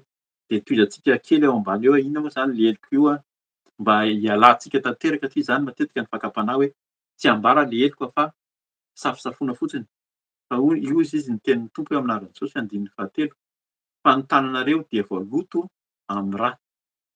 Zay le hoe raha nandray zavatra tsy araky ny sitrapon'Andriamanitra de mifonana amin'ny tanana ary. Zavatra niraisin'ny tanana, zavatra nataon'ny tanana nalehan'ny tongotra. Ary ny rantsan-tananareo amin'ny heliko miteny lainga ny molotrareo.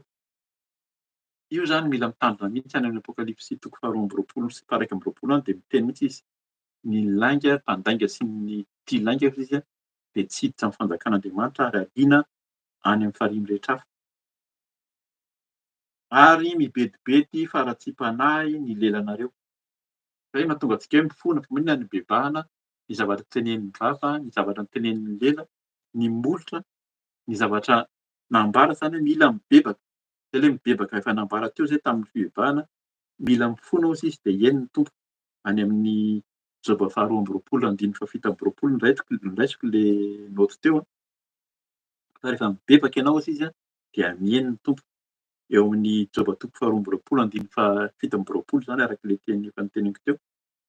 Fa mihaino izy a ary hamaly vavaka. Toy izy antsika ny tenin'ny tompo amin'ny anaran'i Jesosy: tsy misy mitory olona araky ny fahamarinana na mandahatra eo amin'ny fitsarana arak'izay tena izy. Matoky sy misavorovoro sy miteny zava-poana izy, toritoronina fampahoriana izy ka miteraka loza. Zay zany a tandremo ny mitoky olona sy ny hoe miorakoraka ao anatin'ny resaka horakoraka fotsiny.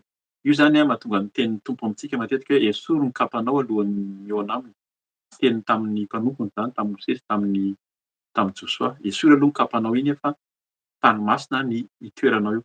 Zay mahatonga antsika hoe mibebaha aloha fa tsy tonga de tafahoana amin'ny tompo de hoe eto zany, eto ny tompo ato amin'ity toerana ity hono izy de atao tsika hidera, lasa fiderana de fa ny tompo a tena mitaky antsika haneritry-tena, hifona sy hadio tanteraka zay vao hihaino antsika izy a. Ka zay zany a mila hibebahantsika. Iny ny amin'ny verina kely tsika amin'ny Matthieu teo, verenako vakiana ihany a.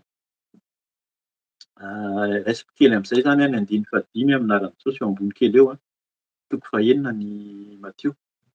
Amin'ny anaran'i Jesosy hoe: rehefa mivavaka ianareo, aza mba ho tahaka ny mpiatsara velan-tsia, fa izy tia mivavaka mitsangana eo amin'ny sinagoga sy eny eny anjoron-dalana mba ahitany ny olona azy. Lazaiko aminareo marina fa efa azony ny valim-potoana.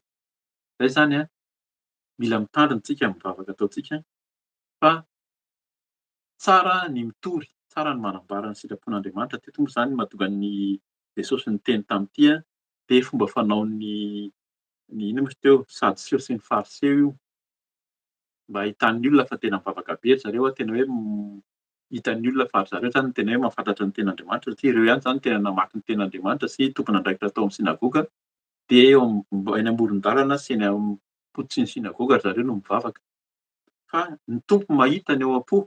Zay le arak'le teny teo hoe dinio any amin'ny Salamy fahasivy amby telopolo amby zato teo hoe: ny tompo mahafantatra ny ao am-po. Raha ny fontsika maloto tsy araky ny sitrapon'Andriamanitra, ditan'Andriamanitra ary hitan'i Jesosy zany a, fa mpiatsara velan-tsia ireny hozy izy. Efa azo ny valim-potihany, dikan'izany a valim-potihany efa hitan'ny le valim-potia zany a efa hita, efa azon'ny olona eny a, tena mivavaka be izy a, tena tsara kosa izy koa. Fa ny antsika ny valim-potiantsika de efa omanin'ny tompo. Any an-danitra any ny valim-potia zay omanin'ny tompo amintsika, ahita ny voninahitr'Andriamanitra eo amin'ny fanjakany. De toizako sady ny andiny fahaenina zany amin'ny anaran'i Jesosy hoe: fa ianao kosa raha mivavaka dia midiro amin'ny efitranonao, koa rehefa voarindrinao ny varavaranao dia mivavaha am'rainao zay ao amin'ny mangingina. Zay zany efa niresahantsika teo a, mivavaka am'ray a ao amin'ny mangingiantsika, amin'ny fo madio, amin'ny fo tony, amin'ny fo tena efa hoe tafahoana amin'ny tompo zany vao vela etiko a, ary ny rainao zay mahita ao amin'ny mangingina, aizy kay mahita, arak'le tenintsika teo zany.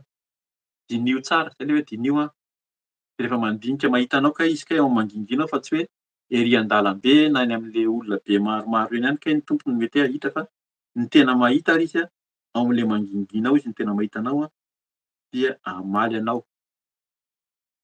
Zay le hoe mamaly vavaka ny tompo a, de hiadana tsika arak'le hoe mifankazatra amin'ny tompo teo. Hiadana ianao hitanao zany hoe fiadanana amin'ny tompo, fiadanana ara-panahy, ara-polo voalohany indrindra, fa ny fiadanana ety amin'ny vatana koa aseho an'Andriamanitra amintsika zany fiadanana amin'ny vatana zany koa, de ety amin'izao tontolo izao a, amin'izay mbola iainantsika ety.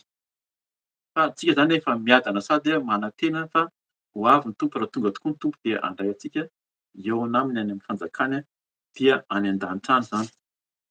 Dia tohizantsika ny tenin'ny tompo hoe fa inona ary zany no tanjona, inona no tokony ataontsika raha ohatra hoe tafahoana amin'ny tompo tsika, efa miditra tsara ny efitrano a, dia vakiantsika ny eo amin'ny Efesianina toko faha-efatra. Ny Efesianina toko fahaefatra, ny andininy fahadimy amby roapolo ka hatramin'ny faharoa amby telopolo aloha ny vakiantsika amin'ny anaran'i Jesosy. Ny Efesianina toko fahaefatra, andininy fahadimy amby roapolo ka hatramin'ny faharoa amby telopolo amin'ny anaran'i Jesosy hoe: koa noho izany dia sory ny lainga ka samia milaza ny marina amin'ny namany avy ianareo rehetra satria samy momba ny tenany namantsika avokoa isika. Tezera fa aza manota ary aoka tsy ho tratry ny masoandro miletika ny fahatezeranao. Aza manome toerana ho an'ny devoly. Aoka izay nangalatra tsy hangalatra intsony, fa leo ikely aina ka hiasa izay tsara amin'ny tanany, mba hisy omeny izay tsy manana. Aoka tsy halaoko ny vavanareo izay teny maloto, fa izay tsara ho fampandrosoana arak'izay ilaina mba ahazoana izay mihaino fahasoavana. Ary aza mampalahelo ny fanahy mason'Andriamanitra izay nanisihana tombo-kase anareo ho amin'ny andro fanavotana. Esory aminareo ny olom-po rehetra, ny fahavinirana, ny fahatezerana, ny fitabatabahana, ny fitenenan-dratsy ary ny faharatsiana rehetra. Ary aoka samy alemy fanahy amin'ny namany avy ianareo ka hifampianatra sy hifamela heloka, tahaka ny namelan'Andriamanitra ny helokareo ao amin'ny Kristy. Amen. Zay ilay hoe inona ary zany no natao? Ilay mifankazatra amin'ny tsy toa dia hiata. Mamaky ny ten'Andriamanitra rehefa vakiantsika ny ten'Andriamanitra izay novakiana nampatondray ny fanahy masina an'i Paoly, dia izay vao fantatsika kay. Zay ilay hoe mila mahafantatra. Raha tsy mamaky ny ten'Andriamanitra isan'andro ianao tsy ho voavakinao zany dia tsy azonao fa ny olona matetika ny zavatra vakiany dia ny boky. Ny boky izay nosoratan'ny olona amin'ny saina. Misy olona ary mety hoe tarihan'Andriamanitra izy dia naka-teny ohatran'izao fampizarantsika izao dia soratany ilay boky, dia ilay boky ilay réflexion hozy izy ny mahazatra antsika. Izay indray no tian'ny olona mamaky azy. Hoe tena tsara mihitsy ny fahazavany an'izy, tena tsara ny fahazavany ilay ten'Andriamanitra fa tena olona manan-tsaina mihitsy ny mpanompon'Andriamanitra iny, mety tena tsara tokoa. Fa ny tena zava-dehibe voalohany indrindra dia ity tenin'Andriamanitra ity ihany. Ny Baiboly, ny testameta teo aloha. Io moa zany tsy hoe testameta taloha izy io dia hoe tena taloha dia tsy mety intsony ratsy fa anty fa zay fahazahoan'ny olona azy indraindray. Hoe testameta taloha dia hoe zavatra efa taloha zany tsy ilaina intsony zavatra efa anty zany, fa zavatra teo aloha, zavatra ny fanarahan'Andriamanitra tamin'ny zanak'Israely teo aloha dia nitohizany amin'ny fanarahany tamin'ny rehefa tonga Jesosy. Izay no atao hoe testameta vaovao. Fa tsy hoe zavatra teo aloha dia tsy ilaina intsony dia ny vaovao ity no tena izy. Fa zavatra miaraka ireo, izay mahatonga antsika mamaky ny Salamy tsika, mamaky ny Ezekela tsika, mamaky ny teny tany amin'ny Joba nanazavana ny ten'Andriamanitra teo, tsy hoe taloha tsy ilaina intsony, mitovy ihany ilay izy, fa fanekena izay ny fanarahan'Andriamanitra tamin'ny zanak'Israely zany tamin'ny Mosesy. Fa izao noho ny tonga Jesosy dia nisy fanekena vaovao indray izay nentin' Jesosy, izay mitovy amin'ilay teo aloha. Manazava an'ilay teo aloha ary mitovy ihany ny zavatra nozavaina zany ka mila mazoto isika mamaky ny ten'Andriamanitra. Dia arak'ilay teny teo mivavaka, mila mifankazara ny Kristy koa zany mivavaka mandrakariva. Dia inona daholo ny zavatra noteneny teo hoe esorina ny lainga. Tsy tia lainga fa voateny teo zany.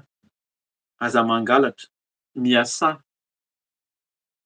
Eo zany mety ho mahatonga ny tenin'ny fanahy masina dia mila mitandrina, indrindra ny mpanompon'Andriamanitra izay manararaotra. Efa voateny ihany izay teo alohaloha teo fa Jesosy ilay mpiandry ondry dia ilay mpiandry ondry zany dia mikarakara ny ondry, manome sakafo ny ondry.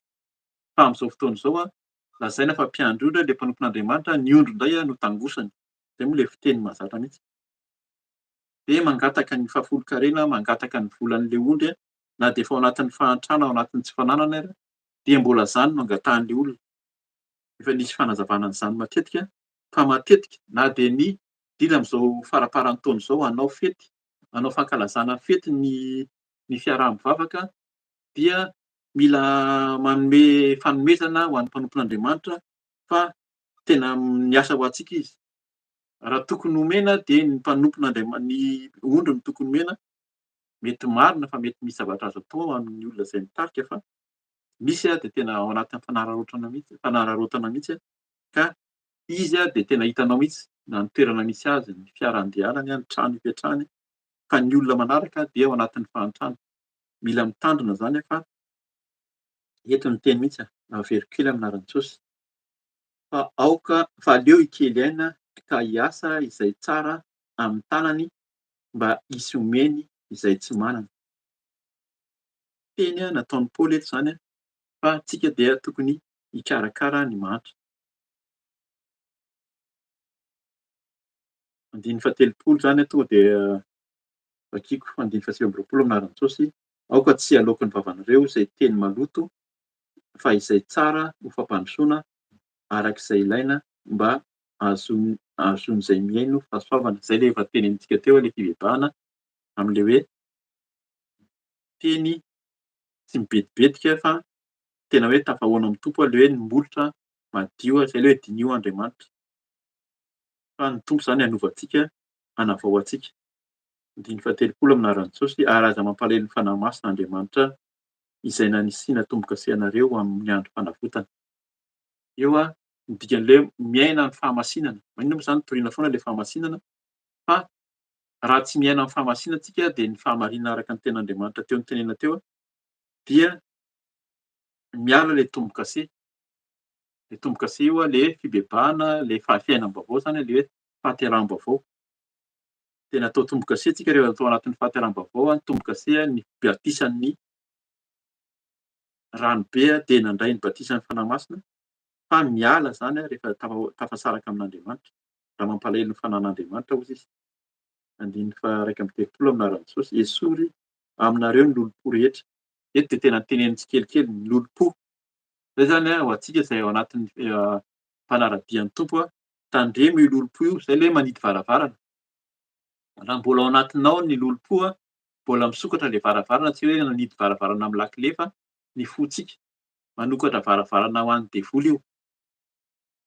Io fanahana lolo-po io. De inona koa ny ao aoriana kely eo? Ny fahavinirana.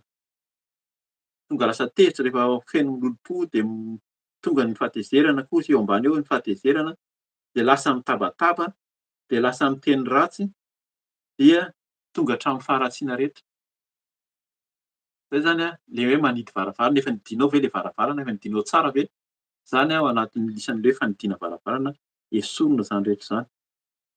Vakiantsika amin'aran'i Jesosy ny andiny faharoa amby telopolo. Ary aoka samy aleo mifanahy amin'ny namany avy ianareo ka hifampianatra sy hifamela heloko. Inona no takiana zany? Dikany hoe malemy fanahy, mifampianatra. Mifampianatra ankoatran'ny hoe fiantrana amin'ny fanampiana ara-materiel zany dia mifampianatra koa amin'ny zavatra atao rehetra zany manana alahelo ianao, manana zay le mitopavitsotra am-bavaka dia hifamela heloko. Miverina eo foana. Raha tsy mifamela heloko tsika fa mitahiry hatezerana na amin'ny ankohonana io na amin'ny fianakaviana na amin'ny fiainantsika isan'andro dia tsy heny ny helokareo sisa ny tompo efa noteneniny teo no mampisaraka anareo amin'Andriamanitra ary ny fahotananareo no tsy henoiny koa. De inona no teneniny eto andininy farany eto amin'aran'i Jesosy hoe tahaka ny namelan'Andriamanitra ny helokareo ao amin'ny Kristy. Tsika zany ny tompo mamela heloko antsika dia zay mahatafahoana amintsika amin'ny tompo. Saika hamaky ny amin'ny andiny fahafito amby folo fa anjarantsika ny hamaky azy kely ahitantsika ny amin'ny hoe inona alohan'ny hamakiana an'ireo zany noho izany hoy izy de esoriny lainga. Ny zavatra teny zany teo aloha teo fa tsy vakiako. Mahita ny teny eto angamba tsara vakiana ihany satria zany arak'le teny teo tsy safosafoana. Tsy safosafoana le fahamarinana sy fahamasinana fa arakaraky ny hanafisafontsika izy no tsy azahoantsika le tenin'Andriamanitra. Vakiako ny andiny fahafito amby folo de adraniko ao amin'ny andiny efatra amby roapolo zany amin'aran'i Jesosy ao amin'le fitsianana toko fahaefatra teo. Ato amin'ny lohateny misy anahy de hoe ny olona taloha sy ny olom-baovao amin'aran'i Jesosy hoe koa izao no lazaiko sady ambarako marina ao amin'ny tompo ny mba tsy andehananareo intsony tahaka ny fandehan'ny jentilisa amin'ny fahafoanan'ny saina. Zay le fahafoanan'ny saina teo le saina tsy fanahy io fa ny saina hozy izy. Fa efa tonga maizin-tsaina sy oloko azy amin'ny fiainan'Andriamanitra ireny noho ny tsy fahalalana zay ao anatiny noho ny hamafin'ny fony. dia olona tsy mahalala henatra intsony ka nanolo-tena ho amin'ny fijangajangana hanao izay fahalotoana rehetra amin'ny fitiavam-bola.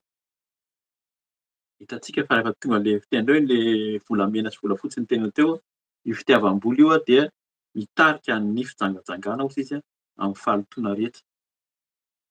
20 amin'aran'i Jesosy. Fa ianareo kosa dia tsy mba toy izany noho ny anaranareo an'i Kristy, raha izy tokoa no renareo ka tao aminy no nampianarana anareo araky ny fahamarinana izay ao amin'i Jesosy, mba hialanareo ny toetra maha-olona taloha. Zay ilay olom-baovao zany tsika rehefa nidiovina natao batisa talohanareo araka ny fitondran-tenanareo fahiny izay mihasimba araka ny filan'ny fitaka, fa mba ho avaozona kosa ianareo amin'ny fanahin'ny sainareo ary mba ho tafianareo ny toetra maha-olom-baovao izay noforonina araka an'Andriamanitra amin'ny fahitsiana sy ny fahamasinana momba ny fahamarinana. Hitantsika amin'izany tsy efa tonono ilay eo ambany eo zany, noho izany dia esorina ny lainga, fa ny zavatra noteneniny teto hoe fa mba ho avaozona kosa ianareo amin'ny fanahin'ny sainareo. Zay ilay resahantsika teo, ilay saina, ilay moral, ilay âme. Fa le fanahin'ny saina dikan'izay le fanahy masina, le fanahy mihitsy indray zany no avaozona. Dia inona ilay izy rehefa avy eo izy ary mba ho tafianareo ny toetra maha-olom-baovao. Rehefa olom-baovao no diovina ny saina zany ny fanahintsika, diovina ny saintsika ara-panahy izay noforonina araka an'Andriamanitra amin'ny fahitsiana. Dia mahitsy tsika zany rehefa ny diovin'ny Tompo sy ny fahamasinana. Zay ilay tononontsika foana momba ny fahamarinana. Hitantsika amin'izany fa ilay zavatra tononona tenenina eto zany amin'ny ho avy Jesosy Kristy hoe fahamasinana sy fahamarinana, tena izay mihitsy anie no takin'ny tenin'Andriamanitra isan'andro e. Miaina amin'ny fahamasinana, mandeha araka ny fahamarinana, dia betsaka amin'ny fahamarinana efa nitenena foana, mety tsy voatonona eto. Eo ilay fahamarinana hitantsika amin'ny tenantsika tsirairay fa ilay fahamarinana koa betsaka. Tandremo ny fanompoan-tsampy, ny fijangajangana, ny fanompoan-tsampy. Hitantsika moa zany manompo sary-vato ny amin'ny fahamarinana, ny amin'ny hoe tsy mankalaza ny Noely, tsy tenin'Andriamanitra, tsy ao amin'ny Tompo zany. Zany tsy fahamarinana daholo zany. Ny tenin'ny anaran'Andriamanitra izay tsy tononontsika eto, fa tsy anaran'Andriamanitra nefa ambara foana. Zany natao hoe fahamarinana. Rehefa miala amin'ny fahamarinana, mahafantatra ny fahamarinana tsika dia miditra amin'ny fahamasinana sy ny fahitsiana. Rehefa nahitsy hozy izy dia mahazo ny fahamasinana momba ny fahamarinana. Ka isaorantsika ny Tompo arak'ilay fanontaniana tary aloha, efa nidintsika ve zany ny varavarana. Tamin'ny voalohany zany tsika tamin'ny vao nanomboka ny fanazavana ny tenan'Andriamanitra, dia efa samy miteny hoe fa nanity varavarana ka, efa tamin'ny efitra koa fa nanity, fa ay ilay varavarana takin'ny Tompo kay ilay ifontsika, ilay fifandraisantsika amin'ny fahazaran-dratsy sy ny fomba ratsy. Dia arak'ilay teny teo vakiko ihany ahafahantsika mahazava tsara ny tenin'Andriamanitra hoe rehefa madio tsika tafahoana amin'ny Tompo dia miala ny tahotra tsy misy intsony ny fatahorana eo amin'ny ady ara-panahy.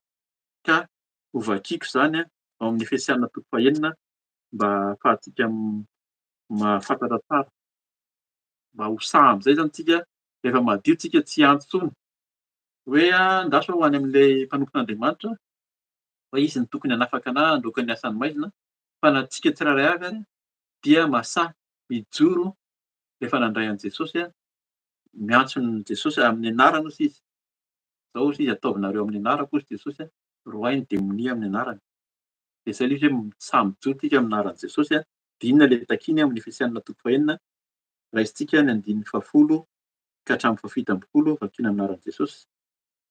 Eto hoe ny fiadian'Andriamanitra farany mahereza ao amin'ny Tompo sy ny tanjaky ny heriny. Tafio avokoa ny fiadian'Andriamanitra mba ahazoanareo hifahatra amin'ny fanangolen'ny devoly. Fa noteneniny teo hoe mandosira ny devoly, fa izy dia manangoly. Amin'ny anaran'i Jesosy 12 fa tsy mitolona amin'ny nofo amandray isika, fa amin'ny fanapahana sy amin'ny fahefana ary amin'ny fanjakana izao fahamarinana izao. dia amin'ny fanahy ratsy eny amin'ny rivotra. Zay ilay hoe resaka fanahy ito, fa tsy resaka saina intsony, tsy resaka vatana intsony fa fanahy no resahantsika. Tsy miady amin'ny resaka saina sy vatana isika fa fanahy ratsy ozy izy, ary izy dia eny amin'ny rivotra ary manangoly izy dia ny devoly. 110 amin'ny Jesosy noho izany raiso avokoa ny fiadian'Andriamanitra mba ahazahoanareo hanohitra amin'ny andro mahory. Io ilay mifankazatra amin'ny totoa. Inona ary ilay fiadian'Andriamanitra sy mifankazara amin'ny totoa? Ary rehefa vitanareo avokoa izany dia ahafahatra anareo hifahary ary ka misikina fahamarinana. Fa nazavaintsika teo amin'ny Jesosy, mitafia ny rariny ho fiarovan-tsatra efa voatonona teo daholo izany amin'ny Jesosy. Kiraroy ny fahavononam-panahy amin'ny filazantsara ny fihavanana ny tongotrareo. Io ilay hoe mamaky ny tenin'Andriamanitra mandrakariva amin'ny Jesosy 1:40. Amin'ny toe-javatra rehetra dia tano ny finoana ho ampinga, fa izany no ahazahoanareo mamono ny zana-tsipika rehetra, zana-tsipika mirehitra rehetra alefa ny ratsy.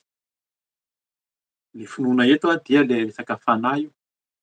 Tsy mino amin'ny saina, tsy mino amin'ny vatana, fa mino ara-panahy ianao dia zay vao mahavita ny hoe mandray mamono ny zana-tsipika rehetra, mirehitra rehetra alefa ny ratsy.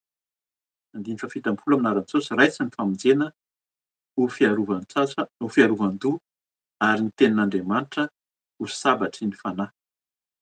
Hitantsika an'izany fa miverina foana resaka fanahy, sabatry ny fanahy, tsy miteny hoe sabatry ny saina na sabatry ny vatana, fa sabatry ny fanahy ny tenin'Andriamanitra.